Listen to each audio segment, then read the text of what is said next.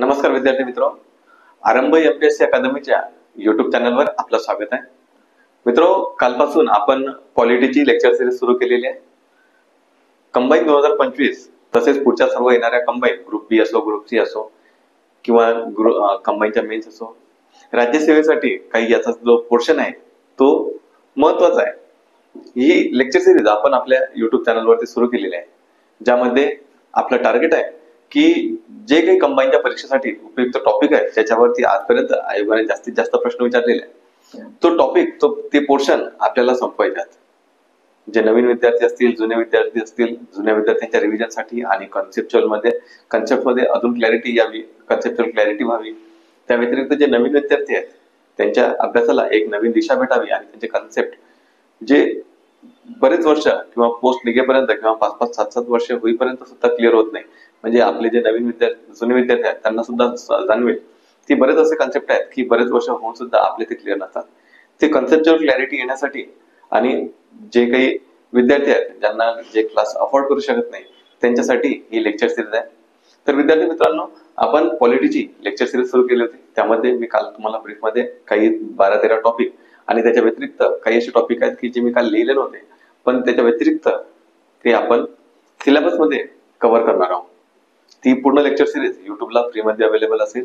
आणि त्या व्यतिरिक्त आपण ऐतिहासिक पार्श्वभूमी हा जो पहिला टॉपिक आहे मित्रो, कालच बोलता बोलता मी सांगितलं होतं की ऐतिहासिक पार्श्वभूमी याला परीक्षेच्या दृष्टिकोनातून जास्त महत्व नाही आहे.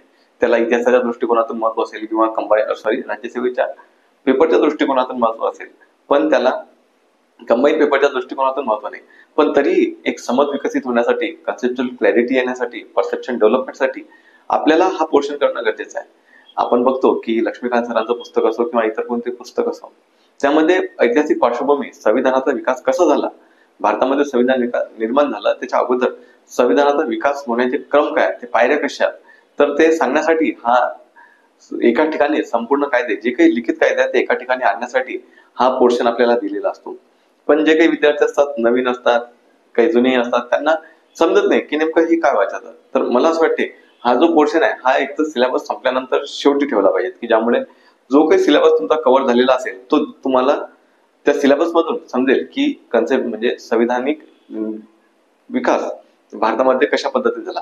आता आपण जर केलं तर तुमच्या जे कन्सेप्ट आहेत की लेजिस्लेचर काय, एक्झिक्युटिव्ह काय, किंवा मग परिषद काय, त्यानंतर निवडीची पद्धत कशी, व्हिटो काय, ऑर्डिनन्स काय, या संपूर्ण गोष्टी धीरे धीरे देशामध्ये आल्या, या वेगवेगळ्या कायद्याने आणल्या गेल्या, ते याच्यामध्ये समाविष्ट असते. मग आपल्यासाठी ते थोडं किचकट जाते समजायला. पण तरी मित्र, मी तो संपूर्ण पोर्शन घेणार आहे. परीक्षेच्या दृष्टीने जरी महत्वाचा नसला तरी इतिहासाच्या दृष्टीने आणि समज विकसित करण्यासाठी आपल्यासाठी खूप गरजेचं आहे. काल 2 कायदे आपण बघितले होते, 1773चा रेग्युलेटिंग ऍक्ट आणि 1793चा कायदा, 1784चा पिट्स इंडिया ऍक्ट. आता आपण पुढचे कायदे बघणार आहोत. मित्रो, आज मी आपल्या समोर आधीच बोर्डवर हे 2 कायदे लिहून ठेवले.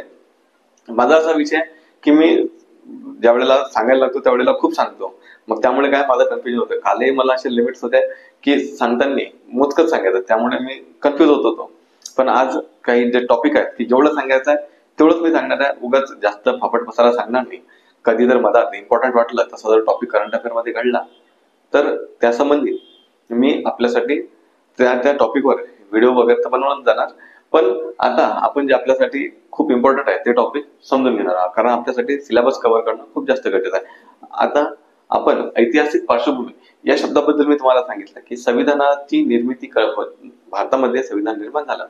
हे संविधान निर्माण होण्यामागे कुठल्या प्रकारचं बॅकग्राऊंड होतं, कशा प्रकारे इतिहासामध्ये म्हणजे संविधानाच्या अगोदरच्या काळामध्ये इंग्रज भारतामध्ये आले, त्याच्यानंतर त्यांनी कशा पद्धतीने हे संपूर्ण संविधान निर्माण करण्याचं कार्य केलं, कशा पद्धतीने कायदे आले, एक एक कायदा म्हणजे एक एक पायरी होती तिथपर्यंत पोहोचण्याची की तिथं आपण संविधान निर्माण केलं.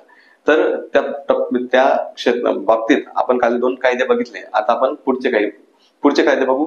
आजच आपण 1947च्या कायद्यापर्यंत पोहोचू. शॉर्ट मध्ये ते सगळं बघू आणि नंतर जसं काही इम्पॉर्टंट असेल तसं आपण ते बोलू. मित्र, इतिहासाची लेक्चर सिरीज आपल्या युट्यूब चॅनलवर होणार आहे. त्यामध्ये याबद्दल खूप जास्त डिटेल बोलल्या जाईल, कारण तिथं समजल्याशिवाय पुढचे कन्सेप्ट क्लिअर होत नसतात.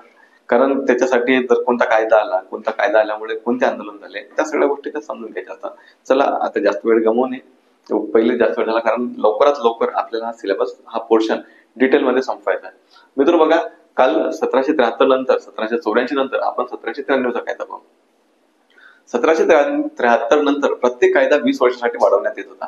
तर त्या अनुषंगाने 1773च्या रेग्युलेटिंग नंतर 1793चा चार्टर ऍक्ट, जे काही आपल्याला माहिती आहे 1773 नंतर 1793, 1813, 1833, 1853 हे जे कायदे होते यांना चार्टर म्हटले जाते. तर हा जो चार्टर आहे, या चार्टरला म्हणजे 1773ला 20 वर्षानंतर असं ठरलं की कायदा येणार. मग 1793ला कायदा आला आणि 1793ला जो कायदा आला त्याही वेळेला ईस्ट इंडिया कंपनीला व्यापार करण्याचं, प्रशासन करण्याचं 20 वर्षाची मुदतवाढ देण्यात आली. कंपनीला 20 वर्षाची मुदतवाढ देण्यात आली. हा पहिला टॉपिक.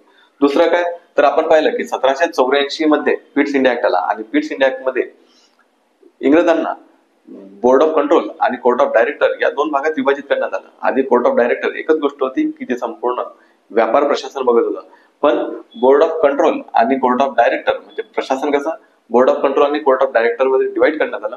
आणि बोर्ड ऑफ कंट्रोल हे 1784 ला निर्माण करण्यात आलं. ही संस्था होती 6 सदस्यीय. हे जे मंडळ होतं, हे बोर्ड ऑफ कंट्रोल जे होतं, हे बोर्ड ऑफ कंट्रोल आता यांचं जे पेमेंट होतं ते आधी इंग्रजांच्या तिजोरीतून होत होतं, पण 1793ला हे जे पेमेंट आहे ते भारताच्या कोशातून म्हणजे भारतीय कोशातून या कर्मचाऱ्यांचे म्हणजे हे जे 6 लोक होते बोर्ड ऑफ कंट्रोलचे यांचं पेमेंट भारतीय कोशातून होणार होतं. दुसरा आपला मुद्दा आहे की भारतात प्रशासनासाठी लिखित कायदे असणे अनिवार्य करण्यात आलं.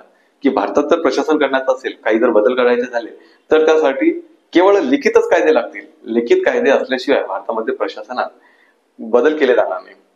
तिसरा मुद्दा आहे गव्हर्नर जनरल आणि कमांडर इन चीफ.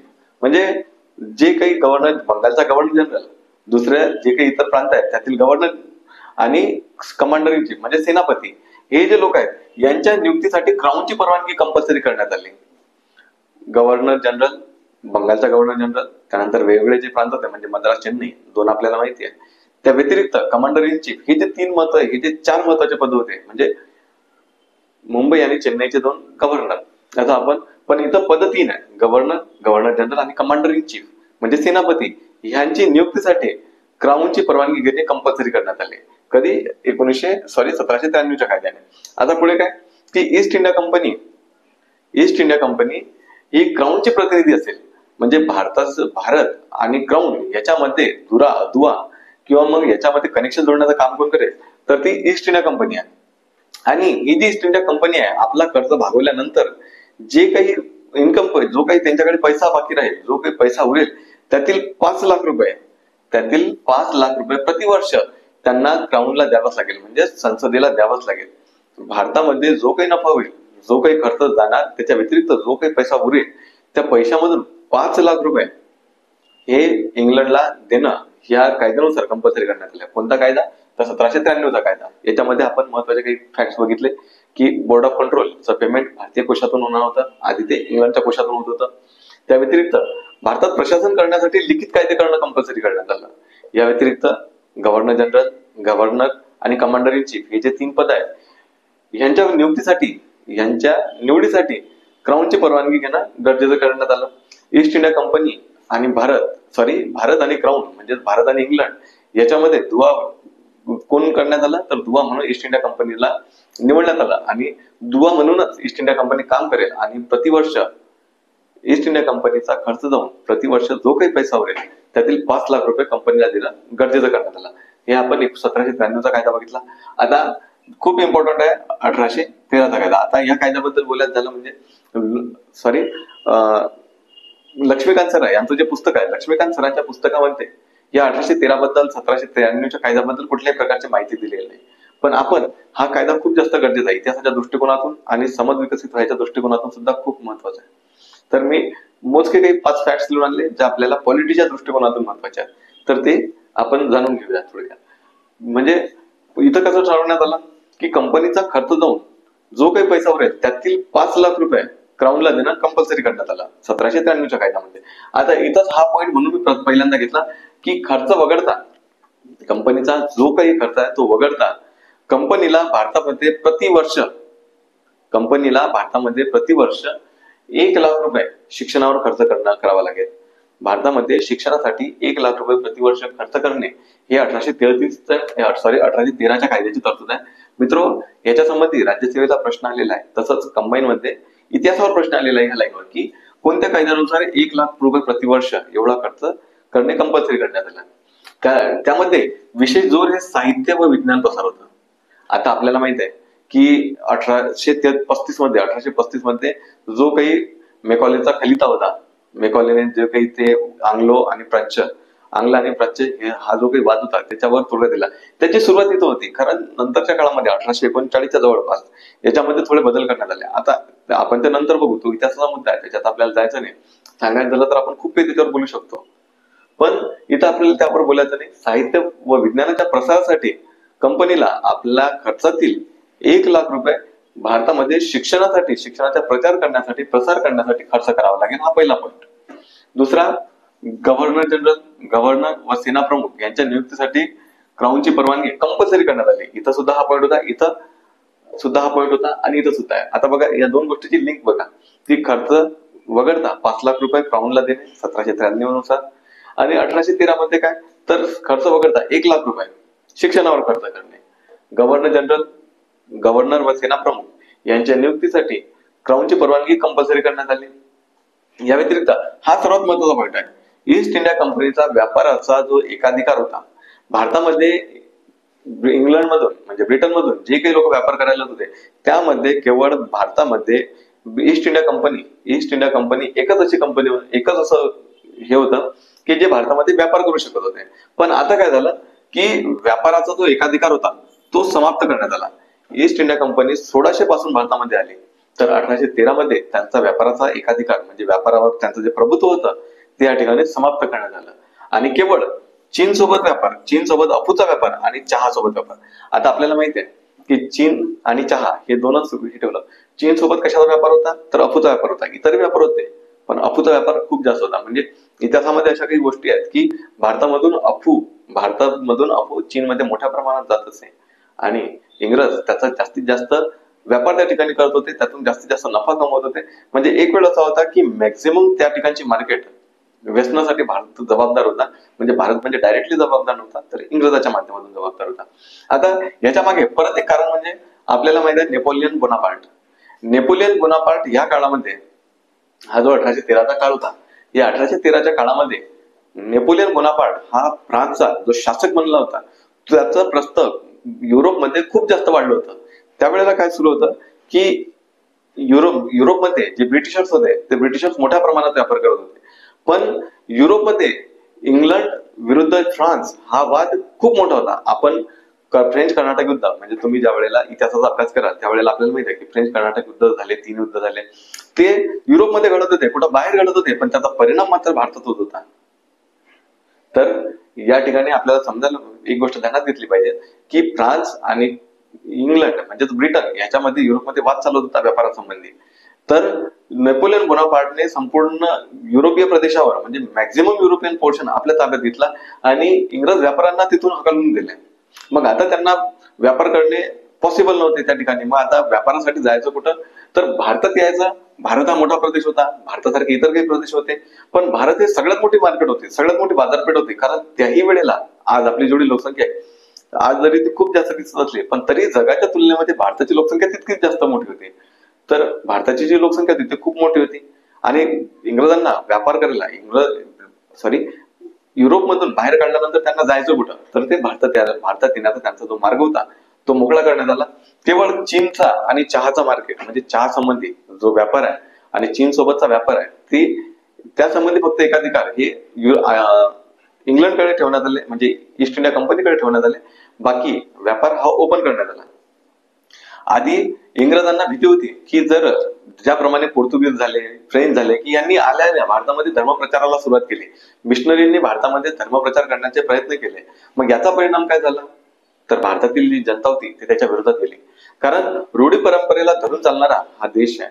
जर आपण सुरुवातीला जर या मिशनऱ्यांना भारतामध्ये स्थान दिलं, भारतामध्ये येऊ दिलं, धर्मप्रचाराची परवानगी करून दिली तर आपल्या व्यापाराही परिणाम होऊ शकते आणि कदाचित इंग्रजांचा हेतू भारतावर शासन करणे इतकाच असेल तर त्याच्यामध्ये सुद्धा गदा येऊ शकते. तर मग 1600 पासून ते 1813 पर्यंत ख्रिश्चन मिशनरींना भारतामध्ये येण्याची परवानगी नव्हती. पण नंतरच्या काळामध्ये म्हणजेच 1813 मध्ये ख्रिश्चन मिशनरींना भारतामध्ये धर्माचा प्रचार करण्यास येण्याची परवानगी देण्यात आली. आणि जे काही स्थानिक स्वराज्य संस्था आहेत, जे काही स्थानिक सरकार असते, त्या स्थानिक सरकारांना कर लावण्याची परवानगी देण्यात आली. स्थानिक स्वराज्य संस्थांना कर लावण्याची परवानगी ही 1813च्या चार्टर कायद्यामध्ये देण्यात आली. आणि याच्यामध्ये चौकीदारी कर वगैरे इतर कर आहेत, ते आपण तितक्या खोलात जायचंच नाही मित्र. मी खूप जास्त स्वतःवर कंट्रोल करत आहे की आपल्याला फक्त टू द पॉइंट कसं शिकवता येईल. आपण याच्यामध्ये बघितलं, आता मी शॉर्ट मध्ये वाचून दाखवतो. 1793 काय शिफारसी आहे, तर बोर्ड ऑफ कंट्रोल 1784 नुसार स्थापन झालं. त्याचं पेमेंट भारतीय कोशातून द्यावं लागेल. भारतात प्रशासनासाठी लिखित कायदे असणं कंपल्सरी करण्यात आलं. गव्हर्नर जनरल, गव्हर्नर आणि कमांडर इन चीफ हे जे 3 पद होते, सेना प्रमुख म्हणजे हे जे 3 पद होते, त्यांचे नियुक्तीसाठी क्राऊनची परवानगी कंपल्सरी करण्यात आली. ईस्ट इंडिया कंपनी ही भारत व इंग्लंड याच्यामध्ये दुवा म्हणून काम करेल. ब्रिटनची संसद किंवा मग क्राऊन याच्यामध्ये दुवा, भारत आणि ब्रिटनची सरकार म्हणजे संसद किंवा मग क्राऊन याच्यामध्ये दुवा म्हणून ही ईस्ट इंडिया कंपनी काम करेल. आणि उरलेल्या म्हणजे खर्च वगळता जो काही पैसा उरेल त्यातील 5 लाख रुपये प्रतिवर्ष हे इंग्लंडला देणं, क्राऊनला देणं कंपल्सरी करण्यात आलं. 1813चा कायदा काय सांगते, तर खर्च वगळता 1 लाख रुपये विज्ञानाचा प्रचार प्रसार आणि साहित्याचा प्रचार प्रसार करण्यासाठी कंपनीने द्यावा. त्या व्यतिरिक्त जसं खालचं कलम होतं, गव्हर्नर जनरल, गव्हर्नर व सेना प्रमुख यांची नियुक्ती क्राऊनच्या परवानगीनेच होणार, म्हणजे ते कंपल्सरी करण्यात आलं.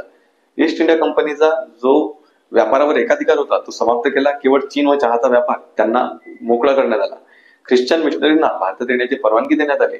त्या व्यतिरिक्त स्थानिक सरकार म्हणजेच पंचायत राज, आता आपल्या भाषेमध्ये पंचायत राज किंवा सेल्फ लोकल गव्हर्नमेंट SLG आपण ज्याला म्हणतो, त्यांना कर लावण्याची परवानगी देण्यात आली. मित्रो, आता आपण पुढचे काही आता आपण पुढील कायदा बघू. 1833चा कायदा. हा 1833चा कायदा हा मोस्ट इम्पॉर्टंट आहे. याच्यामध्ये सर्वात पहिले काय माहिती आहे की मी आधीच काल आपल्याला बोलत असताना सांगितलं होतं की केंद्रीकरणाची प्रक्रिया 1773च्या कायद्यानुसार सुरू झाली. 1773 पासून केंद्रीकरणाची प्रक्रिया सुरू झाली. ते या ठिकाणी सर्वोच्च गेले, म्हणजे पीक म्हणजे सगळ्यात हायर लेवलला केंद्रीकरण भारतामध्ये कधी झालं, ब्रिटिश काळामध्ये. तर ते 1833च्या काळामध्ये झालं. कारण भारताचा गव्हर्नर जनरल जो बंगालचा गव्हर्नर जनरल होता त्याला आता भारताचा गव्हर्नर जनरल बनवण्यात आला. तो व्यक्ती कोण, तर लॉर्ड बेंटिंग हा भारताचा पहिला गव्हर्नर जनरल बनवण्यात आला. त्याला पूर्ण भारतावर आधिपत्य त्याचं निर्माण करण्यात आलं. आणि इतर जे गव्हर्नर होते ते त्याच्या आधीच अधीन होते, पण आता त्यांचे होते नव्हते तेही अधिकार कमी करण्यात आले. आणि भारताचा पहिला गव्हर्नर जनरल कोण, तर बेंटिंग. बंगालचा पहिला गव्हर्नर जनरल कोण, तर वॉरेन हेस्टिंग. हे गोष्टी आपल्याला माहित असल्या पाहिजेत. कदाचित आपली म्हणजे प्रश्न वाचताना भारत किंवा मग बंगाल ह्या 2 गोष्टी न वाचल्यामुळे कदाचित प्रश्न जात असतो. तर ह्या थोड्या छोट्या छोट्या गोष्टी असतात, बारीक गोष्टी असतात, याच्यावर आपण थोडं लक्ष दिलं पाहिजे. तर या ठिकाणी भारताचा जो गव्हर्नर जनरल होता तो भारताचा गव्हर्नर जनरल हा बंगालचा गव्हर्नर जनरल म्हणजे आधी बंगालचा असलेला गव्हर्नर जनरल आता भारताचा गव्हर्नर जनरल बनला. त्यामुळे इतर जे प्रांताचे गव्हर्नर होते, इतर प्रांतांचे जे गव्हर्नर होते हे त्याच्या अधीन आले. आणि प्रांतांचे व्यापारी जे अधिकार होते ते सुद्धा या ठिकाणी समाप्त करण्यात आले.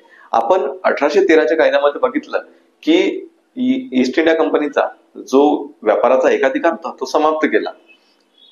ईस्ट इंडिया कंपनीचा व्यापाराचा एकाधिकार समाप्त केला. केवळ चीन आणि चहाचा हे दोन, चीन सोबतचा व्यापार आणि चहाचा व्यापार या 2च गोष्टी त्यांना असा अधिकार देण्यात आला. आता 1833च्या कायद्यानुसार तेही समाप्त करण्यात आलं. 1833च्या कायद्यानुसार तेही समाप्त करण्यात आलं. आता पुढे काय की इंग्रजांनी आधी जे कायदे बनवले त्याला रेग्युलेशन म्हणजेच अधिनियम असं नाव देण्यात आलं. इंग्रजांनी 1833च्या अगोदर जे काही कायदे बनवले असतील त्याला आता याच्या पुढे रेग्युलेशन म्हटलं जाणार. आणि याच्या पुढे जे कायदे येतील त्याला ऍक्ट म्हणजेच कायदा म्हटलं जाणार. 1833च्या पहिले जे कायदे आले त्याला रेग्युलेशन्स अधिनियम म्हटलं जाईल. आणि 1833 नंतर जे कायदे येतील, 1833 पासून पुढे जे कायदे येतील त्याला ऍक्ट किंवा कायदा असं म्हटलं जाणार. पुढे ईस्ट इंडिया कंपनीचे व्यापारी महत्व समाप्त करण्यात आलं. मी आपल्याला सांगितलं की 1813ला चीनचा आणि चहाचा हे 2 जर अधिकार सोडले तर ईस्ट इंडिया कंपनीचे व्यापाराचे अधिकार पूर्णतः समाप्त केले. आणि 1833च्या कायद्यामध्ये हे दोन्ही अधिकार सुद्धा नष्ट करण्यात आलं. आता ईस्ट इंडिया कंपनी केवळ राजकीय काम आता ईस्ट इंडिया कंपनी करणार होती. ईस्ट इंडिया कंपनीकडे केवळ राजकीय एवढं काम ठेवण्यात आलं आणि त्यांना व्यापारापासून पूर्णतः मुक्त करण्यात आलं. कंपनीचे क्षेत्र, हे जे कंपनीचे क्षेत्र होते, जे कंपनीचं क्षेत्र ईस्ट इंडिया कंपनीच्या अंडरमध्ये चालत होतं, आता ते केवळ राजाचे, त्याच्या वारसदाराचे व उत्तराधिकाऱ्यांचे विश्वस्त, राजाचे, त्याच्या वारसदाराचे व उत्तराधिकाऱ्यांचे विश्वस्त म्हणून भारतातील जी सत्ता होती ती ईस्ट इंडिया कंपनी पाहणार होती. भारतामध्ये ईस्ट इंडिया कंपनीला आता पूर्णतः समाप्त करण्यात आला आणि कंपनीचं जे क्षेत्र होतं, कंपनीच्या अधीन जो प्रदेश होता, त्याला राजाचे, त्याच्या वारसदाराचे व उत्तराधिकाऱ्याचे विश्वस्त म्हणून हा दर्जा देण्यात आला. त्यापुढे काय की नागरी व लष्करी अधिकार, जे काही सिव्हिल संबंधी म्हणजे नागरी अधिकार होते, जे काही लष्करी अधिकार होते सैन्य संबंधी, मिलिटरी संबंधी, ते पूर्णतः आता गव्हर्नर जनरलकडे देण्यात आले. त्या व्यतिरिक्त गव्हर्नर जनरल, आपण बघितलं होतं की 1773च्या कायद्यानुसार गव्हर्नर जनरलच्या काउन्सिलमध्ये 4 लोकांना समाविष्ट केलं जातं. 1784च्या पिट्स इंडिया ऍक्ट मध्ये तो वाद टाळण्यासाठी 4 पैकी 1 पद कमी करण्यात आलं आणि 3 गव्हर्नर जनरलच्या परिषदेमध्ये सदस्य ठेवण्यात आले. आता 1853च्या कायद्यामध्ये 1833च्या कायद्यानुसार यामध्ये 1 पद वाढवण्यात आलं. हे जे गव्हर्नर जनरलची परिषद होती त्यामध्ये 1 जागा वाढवण्यात आली आणि ही जी परिषद होती ती 4 सदस्य करण्यात आली. पण हा जो सदस्य होता याला मतदानाचा असे पूर्ण अधिकार नव्हते. तो अर्धवट सदस्य आपण म्हणू शकतो, त्याला पूर्णतः असे काही अधिकार नव्हते, पण त्याला समाविष्ट केलं ही इथं महत्वाची गोष्ट आहे. कारण जो व्यक्ती 1833च्या कायद्यानुसार गव्हर्नर जनरलच्या परिषदेचा, काउन्सिलचा सदस्य बनला, तो व्यक्ती खूप जास्त महत्वाचा आहे. आपल्याला अनेक ठिकाणी तो व्यक्ती महत्वाचा आहे की जो म्हणतो की आम्हाला भारतामध्ये असे लोक घडवायचे आहेत की जे रंगाने भारतीय असतील पण विचाराने पूर्ण. लॉर्ड मेकॉले हा जो व्यक्ती होता, याच्यामध्ये भारताचे पूर्ण जे लिखाण आहे ते केवळ भारताचं आणि अरबी देशात जे देश आहेत त्यातील संपूर्ण लिखाण, त्यातील संपूर्ण जे वाङ्मय होतं, साहित्य होतं, याची बरोबरी हे संपूर्ण मिळून इंग्लंडच्या किंवा युरोपीय देशांच्या एका अलमारीची सुद्धा बरोबरी करू शकत नाही, असं ज्या व्यक्तीचं मत होतं तो लॉर्ड मेकॉले. या ठिकाणी त्याला विधी सदस्य म्हणून हे करण्यात आलं, सहभागी करून घेण्यात आलं. याच वेळेला विधी आयोग, म्हणजे आता आपल्याला माहित आहे की कायदा आयोग, वेगवेगळे विधी आयोग, आता आपल्याला माहित आहे की भारतामध्ये अजून सुद्धा हा आयोग चालू आहे. आता तुम्ही कमेंट बॉक्स मध्ये सांगा, म्हणजे काही गोष्टी सर्च केल्या पाहिजेत की भारतामध्ये कितवा विधी आयोग सुरू आहे आणि त्याचे अध्यक्ष कोण आहेत. तर त्या व्यतिरिक्त म्हणजे गव्हर्नर जनरलच्या परिषदेमध्ये 1 सदस्य समाविष्ट केला, आता सदस्य संख्या 4 झाली. त्या व्यतिरिक्त सिव्हिल सर्व्हिस, म्हणजे 1813च्या कायद्यामध्ये एक कलम असं समाविष्ट करून घेण्यात आलं होतं. 1833 मध्ये असं समाविष्ट करून घेण्यात आलं की कुठलाही भेदभाव, जात, रंग, वर्ण वगैरे याचा कुठलाही भेदभाव न करता भारताच्या प्रशासनामध्ये, म्हणजे इंग्रज जे प्रशासन करत आहेत त्यामध्ये भारतीय, मूळचे जे भारतीय आहेत त्यांना सुद्धा समाविष्ट केलं. हे फक्त कागदोपत्री राहिलं, असं काही घडलं नाही, कारण त्याचा विरोध स्वतः इंग्रजांनी केला, त्यामुळे भारतीयांना असं काही स्थान भेटलं नाही. पण त्या कायद्यामध्ये असं एक कलम होतं. त्यानंतर दासप्रथा, गुलामगिरीची जी प्रथा होती ती समाप्त करण्याचं कलम याच 1833च्या कायद्यामध्ये होतं. 1833 मध्ये असलेला हे कलम 1843 मध्ये लॉर्ड एलनबरो याने नियम 5 बनवून दासप्रथा भारतामधून समाप्त केली, पण त्याचा कलम हे 1833च्या कायद्यामध्ये होतं. मित्रो, एकदा याला आपण शॉर्ट मध्ये रिवाइज करू की भारताचा गव्हर्नर जनरल हा लॉर्ड वेंटिंग झाला. बंगालचा गव्हर्नर जनरल हे पद नष्ट करून भारताचा गव्हर्नर जनरल हे पद तयार करण्यात आलं. पूर्ण 1773 पासून सुरू झालेली केंद्रीकरणाची प्रक्रिया ही 1833 ला समाप्त झाली आणि प्रांताचा जो व्यापाराचा अधिकार होता तो सुद्धा समाप्त करण्यात आला. जुने कायदे जे 1833च्या कायद्याच्या अगोदर बनले त्यांना रेग्युलेशन्स म्हणा, तर 1833 पासून पुढे जे काही कायदे असतील त्यांना ऍक्ट म्हटलं जाईल. त्यानंतर ईस्ट इंडिया कंपनीचं व्यापारी महत्व पूर्णतः समाप्त करण्यात आलं. जे काही ईस्ट इंडिया कंपनीचे चीन सोबतचा व्यापार आणि चहाचा व्यापार एवढेच अधिकार 1813च्या कायद्याने ठेवण्यात आले, ते सुद्धा आता नष्ट करण्यात आले. कंपनीचं जे क्षेत्र होतं त्याला आता राजाची, त्याच्या वारसदाराची व उत्तराधिकाऱ्याचे विश्वस्त असं नाव देण्यात आले. विश्वस्त म्हणून ईस्ट इंडिया कंपनी काम पाहणार होती. कंपनीचं जे क्षेत्र होतं त्या कंपनीच्या क्षेत्राचं काय म्हणू शकतो आपण त्याला, विश्वस्त, म्हणजे हा जो प्रदेश होता राजाची, त्याच्या वारसदाराची व उत्तराधिकाऱ्यांचे विश्वस्त म्हणून ईस्ट इंडिया कंपनी काम पाहणार होती. त्या व्यतिरिक्त नागरी व लष्करी हे जे अधिकार होते, सिव्हिल अँड मिलिटरी ह्या ज्या पॉवर्स होत्या, हे आता भारताच्या गव्हर्नर जनरलकडे देण्यात आले. त्या व्यतिरिक्त गव्हर्नर जनरलच्या काउन्सिलमध्ये, गव्हर्नर जनरलच्या परिषदेमध्ये एक अतिरिक्त सदस्य जोडण्यात आला. आधी 4 होते 1773च्या कायद्यानुसार. 1784 ला ते 3 करण्यात आले, 1 कमी करून. आता परत 3 असलेले सदस्य 4 केले गेले.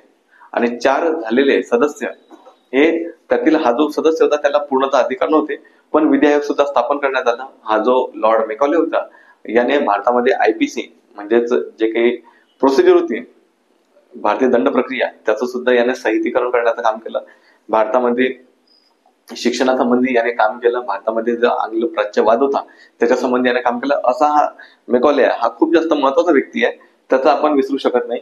सिव्हिल सर्व्हिसेसचं कलम या ठिकाणी समाविष्ट करण्यात आलं की भेदभाव न करता भारतीय व्यक्तींना प्रशासनामध्ये सहभागी करून घेतलं जाईल, अधिकारी पदावर समाविष्ट करून घेतलं जाईल. पण तसं घडलं नाही आणि दासप्रथा समाप्त करण्यात आली. दासप्रथेसंबंधी एक प्रश्न आला होता. दासप्रथा 1843च्या कायद्याने लॉर्ड एल्लेनबरोने समाप्त केली, पण त्याचा कलम 1833च्या कायद्यामध्ये होता. त्यासंबंधी नियम 5 बनवण्यात आला. आता मित्रो, 1833चा कायदा आपण बघितला. आता 1853चा एक चार्टर ऍक्ट बघू आपण.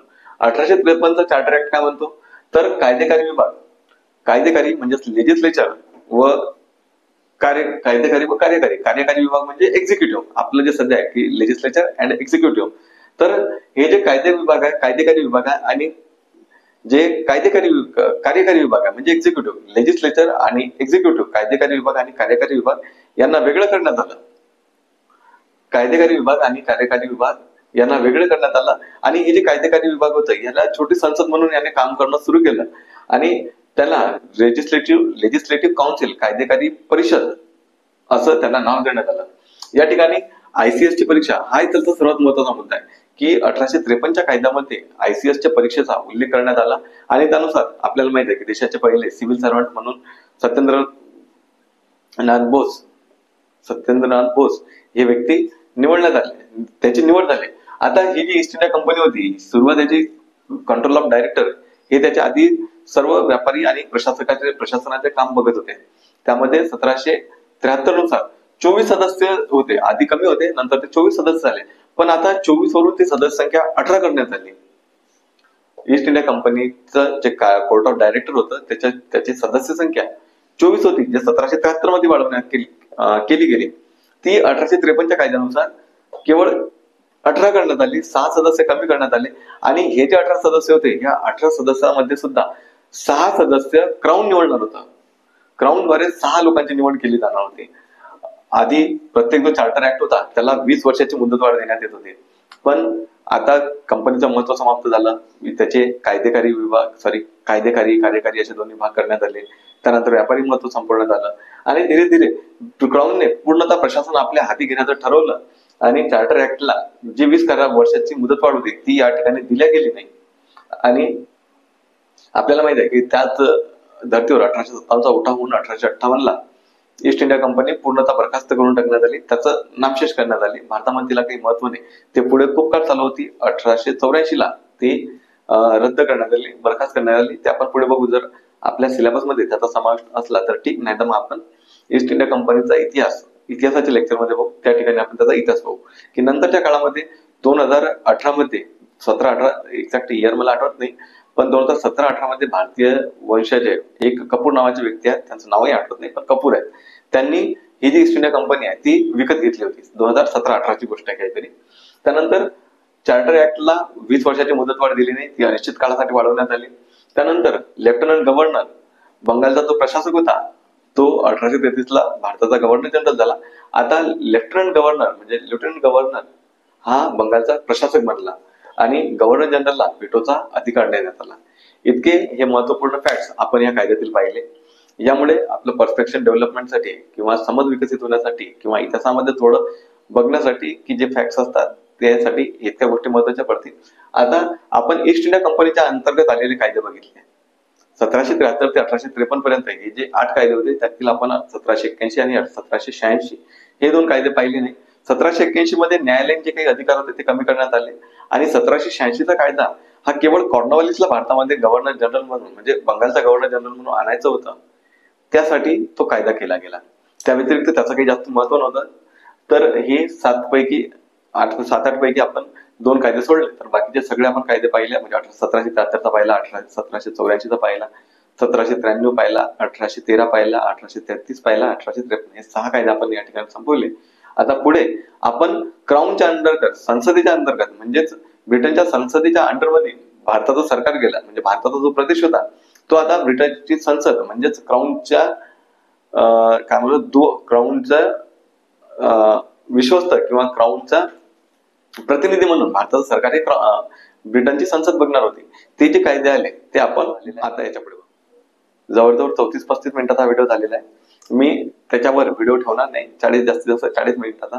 आता आपले 1858, 1861, 1893, त्यानंतर 1909, 1919, 1935, 1947 असे आपले 7 कायदे राहिले. ते आपण पुढच्या व्हिडिओमध्ये बघू. लवकरात लवकर संपवण्याचा आम्ही प्रयत्न करेल. पण मित्र, लवकरात लवकर संपण्याच्या हिशोबाने केवळ फॅक्ट्स देऊन ते आपल्या दिमागातून उडून जातात. पण त्याच्या मागची जर थोडी थोडी स्टोरी जर आपल्याला माहिती असेल तर त्यामुळे अभ्यासामध्ये एक वेगळीच मजा येते आणि आपण फॅक्ट्स विसरत नाही. त्यामुळे कन्सेप्ट आणि फॅक्ट्स याचा सुवर्ण मध्य काढण्याचा मी प्रयत्न करत आहे. माझी बोलण्याची थोडी स्पीड जास्त आहे, त्याला थोडं ऍडजस्ट करा आणि मी त्यावर काम करून त्यामध्ये कमतरता आणणार आहे, कमी स्पीड करणार आहे. पण तोपर्यंत तुम्ही आमचे जे व्हिडिओ आहेत, लुसेंटची लेक्चर सिरीज चालू आहे, स्पर्धा परीक्षा करणाऱ्या प्रत्येक विद्यार्थ्यासाठी ते गरजेचे आहे. ते राज्यसेवा असो, कंबाईन असो किंवा मग इतर सरळ सेवा असो, त्या प्रत्येक गोष्टीसाठी ते इसेन्शियल, इम्पॉर्टंट, नेसेसरी आहे. तर त्याचा तुम्ही लाभ घ्यावा. आणि ह्या व्यतिरिक्त महाराष्ट्राच्या भूगोलची लेक्चर सिरीज आपल्या युट्यूब चॅनलवर ऑलरेडी अवेलेबल आहे, तर त्याचा सुद्धा तुम्ही अभ्यास करावा. मित्रो, हा व्हिडिओ या ठिकाणी थांबवतो. उद्या भेटू पुढचा टॉपिक घेऊन. धन्यवाद.